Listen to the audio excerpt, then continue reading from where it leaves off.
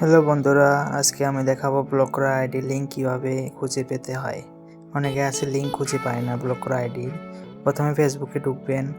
মনে করেন আমি এই আইডি থেকে এই ইমন আইডিকে ব্লক করব, বুঝছেন? এই যে ব্লক করলাম প্রথমে ফেসবুক লাইট থেকে, দেখে নিন ব্লক করে ফেলছি।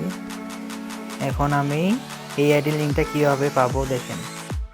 এখন আমি মেসেঞ্জারে চলে যাব। এরপর দেখেন, একটু ওয়েট করেন। এই যে আমি ব্যাক দিচ্ছি।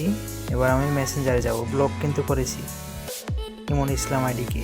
এবার আমি মেসেঞ্জারে যেয়ে এই যে শাকিল ইসলাম আইডি থেকে ব্লক করেছিলাম, ইমন ইসলাম আইডিতে আমি কেবল ঢুকলাম।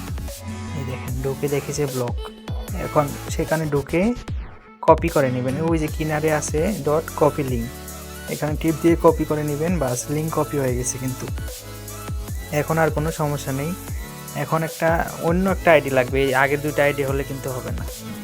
অন্য আইডি থেকে আপনাকে কপি লিঙ্কটা সার্চে দিতে হবে। যেমন ধরেন আমি একটা অন্য আইডি নিছি, অন্য আইডি থেকে ওই লিঙ্কটাকে আমি এখন এখানে সার্চ দিব। এখানে ওই আইডিটা কিন্তু ঠিকই পেয়ে যাব। এই যে এভাবে শাকিল ইসলাম আইডিটা থেকে ব্লক দিছিলাম, ওইটা আইডির লিঙ্ক পেয়ে